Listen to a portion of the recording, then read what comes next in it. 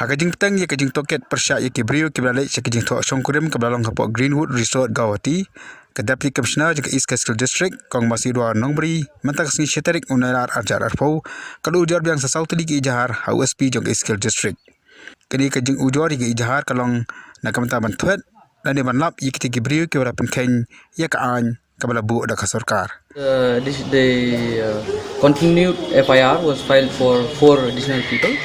That means that now there's a total of 39 people who will file FIR against. And basically the areas of concern in the FIR were the fact that they violated many of our orders. One is in regards to the fact that you can see from the numbers themselves that there are 39 who we found had gone for the wedding, whereas only 5 passes were issued. We found that only 5 vehicles were issued passes. However, 11 vehicles had gone, and they also came back. There was no pass issued to anyone to come back.